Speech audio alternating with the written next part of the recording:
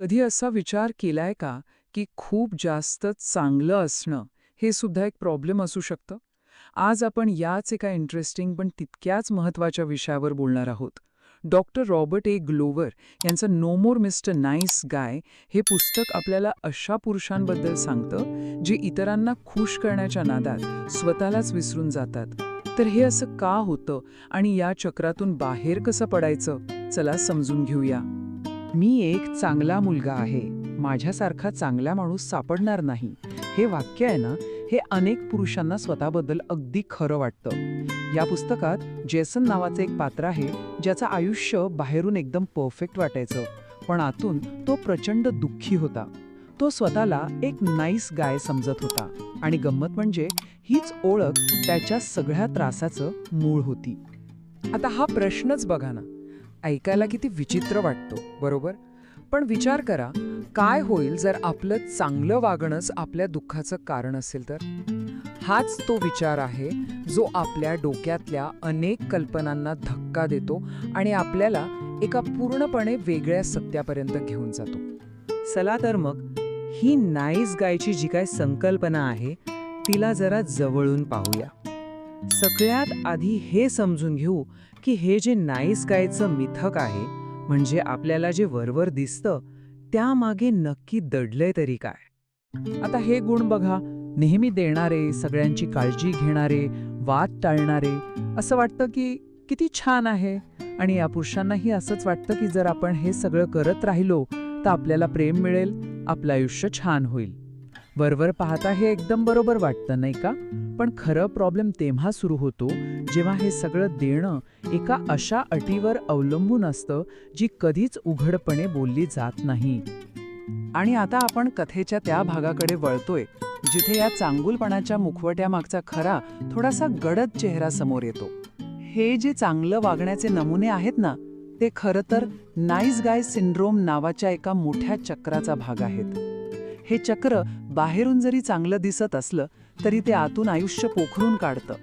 आता गंमत बघा, हे सर्वळे नकारात्मक गुण त्याच चांगल्या मुलांमध्ये सापडतात. कसं काय? अहो, जेव्हा त्यांचं सतत देणं, काळजी घेणं आणि भांडणं टाळणं या सगळ्याचा काहीच उपयोग होत नाही, तेव्हा अपेक्षाभंगातून हे गुण बाहेर यायला लागतात. ते आपल्या भावना दाबून टाकतात, चुका लपवतात आणि मग तो दाबलेला राग चुकीच्या मार्गाने म्हणजे पॅसिव्ह अग्रेसिव्ह पद्धतीने व्यक्त करतात. आणि हा आहे या सगळ्या सिंड्रोमचा पाया, गुप्त करार. म्हणजे काय? तर देण्या घेण्याची एक अशी डील जी कधीच बोलून दाखवली जात नाही. उदाहरणार्थ, मी तुझं सगळं ऐकतोय म्हणजे तू माझ्यावर प्रेम केलंच पाहिजेस. आणि मग जेव्हा समोरच्या व्यक्तीला या गुप्त कराराबद्दल काहीच माहीत नसतं आणि त्यांच्या अपेक्षा पूर्ण होत नाहीत, तेव्हा मनात प्रचंड राग आणि निराशा तयार होते. पण प्रश्न हा आहे की ही वागणूक येते तरी कुठून? एखादी व्यक्ती अशी का वागायला लागते? या तिसऱ्या भागात आपण या सिंड्रोमच्या अगदी मुळाशी जाणार आहोत. लेखक याला एक कालबाह्य रोड मॅप असं म्हणतात. चला पाहूया याचा नेमका अर्थ काय होतो. सोप्या भाषेत सांगायचं तर पॅराडाईम म्हणजे आपल्या डोक्यात तयार झालेली एक विचार करण्याची चौकट किंवा आयुष्य जगण्यासाठीचा एक नकाशा. हा नकाशा आपल्या लहानपणीच तयार होतो आणि मोठं झाल्यावरही आपण त्याच जुन्या नकाशावरून प्रवास करत राहतो, भलेही बाहेरचे रस्ते आता पूर्णपणे बदललेले असले तरी. तर हाच तो चुकीचा पॅराडाईम, तो चुकीचा रोड मॅप. जर मी माझ्या चुका लपवल्या आणि इतरांना हवा तसा वागलो तरच मला प्रेम मिळेल, हा जो विश्वास आहे ना, तो लहानपणी असुरक्षितेच्या भावनेतून तयार झालेला एक बचावाचा मार्ग असतो. आणि यातली सगळ्यात मोठी शोकांतिका ही आहे की त्यांना असं वाटायला लागतं की आपलं खरं स्वरूप लपवल्यावरच जग आपल्याला स्वीकारेल. आणि यामुळेच ही विचारसरणी पूर्णपणे फसते. जेव्हा आपण स्वतःला कसं ओळखायचं हे इतरांच्या प्रतिक्रियांवर ठरवू लागतो, तेव्हा आपण कधीच स्वतंत्र होऊ शकत नाही. आणि सगळ्यात महत्त्वाचं म्हणजे मग आपल्याकडे असे लोक आकर्षित होतात ज्यांना आपली गरज असते, असे नाही ज्यांना आपण हवे असतो. आणि या दोन्हींमध्ये खूप मोठा फरक आहे. तर मग ह्या सगळ्यावर उपाय काय? पुस्तकात यावर एक खूप चांगला उपाय सांगितलाय. आणि नाही, याचा अर्थ स्वार्थी किंवा उद्धट बनणं अजिबात नाहीये, तर काहीतरी पूर्णपणे वेगळं बनणं आहे. हा तक्ता बघा, किती स्पष्ट आहे. नाईस गायच्या विरुद्ध जर्क किंवा उद्धट माणूस नसतो, तर एकसंध पुरुष असतो.